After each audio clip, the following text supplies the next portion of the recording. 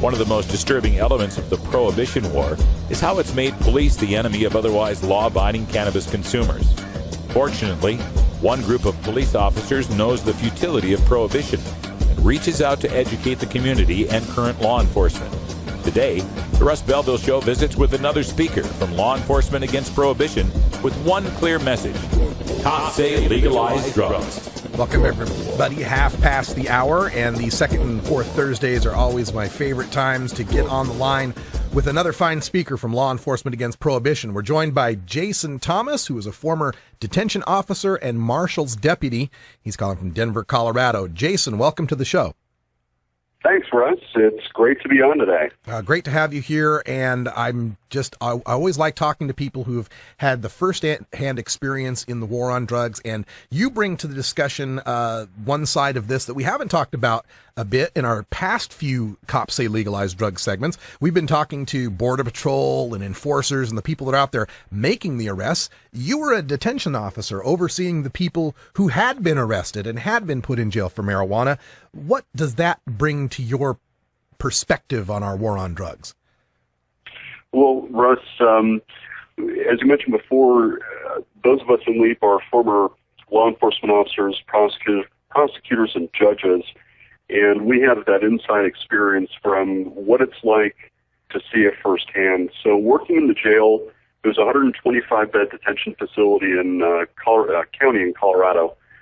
It was a pretty easy facility to work in, but what I saw were a significant, disproportionate number of arrests and incarcerations, whether it was just being held overnight or being held to go to the Department of Corrections for lower-level drug crimes, and primarily marijuana possession and low-level distribution. Did you see that this procession of low-level drug offenders were taking up a disparate amount of the resources of the courts and the jails, and perhaps even harming our public safety by not addressing more serious crimes? I definitely agree with that. And that's one area that law enforcement will get better and our society will get better in ending the drug war, is reallocating those resources that are being taken up by prisoners, those that are caught on the street or at least stopped on the street. All that time and effort can be spent elsewhere on more serious matters and crimes. And I would say there definitely was a disproportionate amount of inmates utilizing the resources in the jail. I also, after that, worked as a security officer for a men's felony halfway house. And in there, I got to know probably 40 or 50 different guys mainstreaming back in. Some of these were first-time offenders, went in for a year or two. Others were very hardened people from being in prison for years. But the majority of them had drugs in common, and many of them had some arrest or infraction where they were stopped by the police and either ended up in the system with that somehow. So by enforcing our drug crimes currently, it's just such a waste of time, effort, and resources on law enforcement's part, not to mention what happens to an individual's life once you're put in the system. You know, our opponents will diminish that somewhat when we bring up that point. They'll say, well, we don't really lock people up for long periods of time for just marijuana possession. They were pleading down from something more serious. So is there any truth to that just by catching them for marijuana, we're keeping any sort of real criminals off the streets? There is some truth to that, yes. I don't have any figures to point to, but if you look at arrest records and recidivism rates, I would argue that many of those instances that would cause a person to go to prison may have been exacerbated or may have been an instigator, say for a second strike if somebody's on parole or caught with a small amount of marijuana. well, if their parole officer doesn't get along together, or if they're very hardcore, they could bust them back to the state corrections at whim. So it definitely factors in toward sentencing and toward further incarceration. Another aspect of this incarceration nation that we're dealing with is the rise of the private prison industry and these corporations offering to take over a state's prison operations if they guarantee the beds will be 90% full. I don't know if yours was one of these, the detention center there, but I was just wondering if you had any knowledge about these private prison corporations and what your thoughts were on the idea of prisons for profit. Well, prisons for profit, let me just say that in America we are a capitalist society, and so there's an opportunity there for somebody to take on risk and capital costs, et cetera, in running prisons for profit. Now, with that said, it costs about $40,000 a year to house one prisoner. And if they're vowing, these companies are vowing to keep their jails open, then there's something going on that, they're benefiting greatly for what the laws currently uphold. Right, and it would seem to me that it would be impossible to keep these beds 90% full without marijuana prohibition. Would you agree? Absolutely. Yeah, kind of the grist for the mill. All right, we're speaking with Jason Thomas. He's a former detention officer and marshal's deputy, speaker for Law Enforcement Against Prohibition.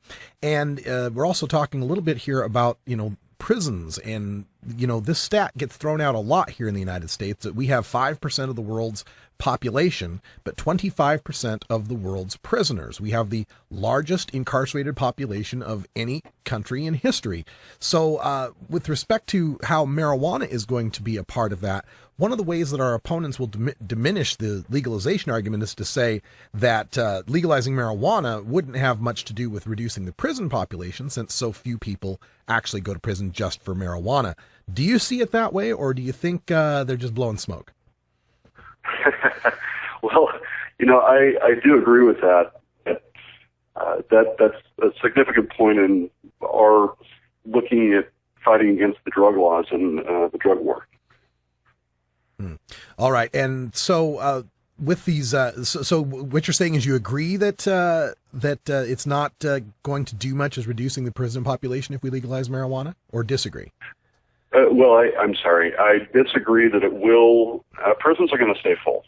That's the bottom line.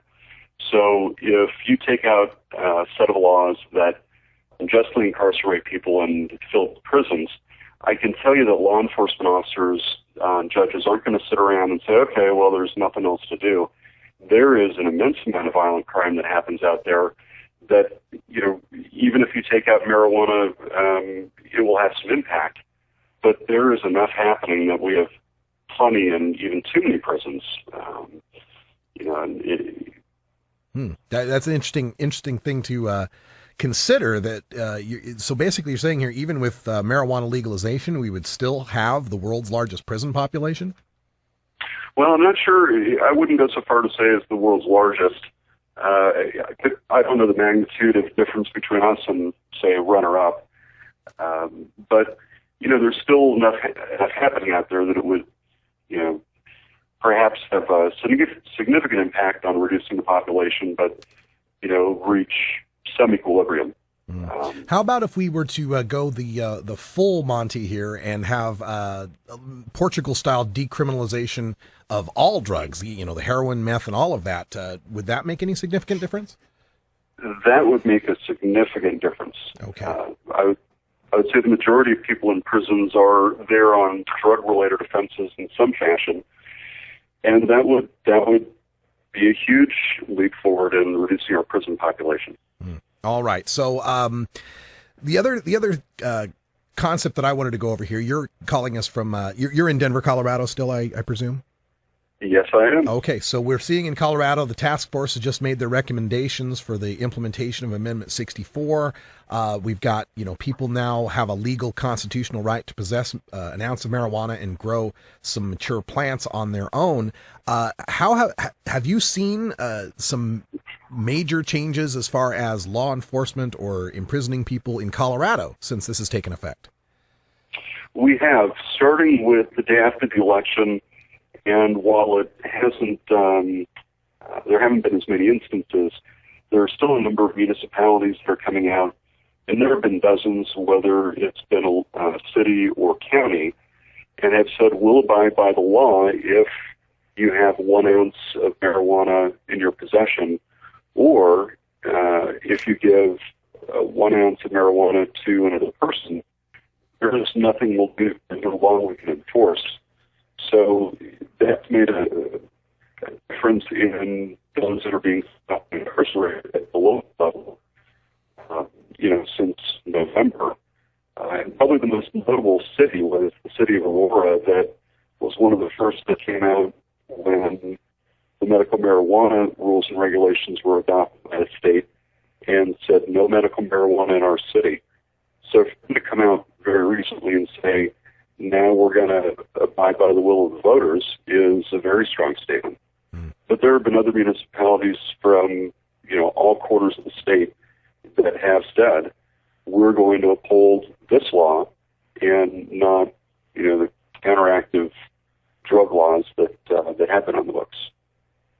So generally positive results so far? Very positive. Since November, since the election, I can now, as a marijuana user, have in private on my possession an ounce of marijuana and not fear retribution or illegality. I know a lot of people that are breathing easier because of that.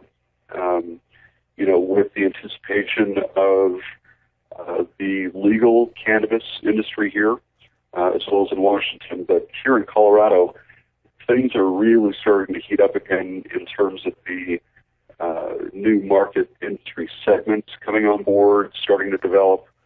It's really going to be an exciting, interesting year in the cannabis world and cannabis business this year in Colorado. We are all looking forward to it, and we'll be there in Denver on April 20th for the Big 420 celebration and Cannabis Cup that's happening there in Denver. And just one last question I wanted to get to here.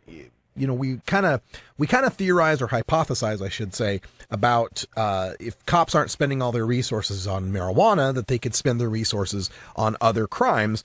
It's probably too soon to have any official stats on this, but are we seeing an increase in, say, more traffic tickets, more prosecution of burglaries, or any other prosecutions of real crime now that they're not going after people with an ounce?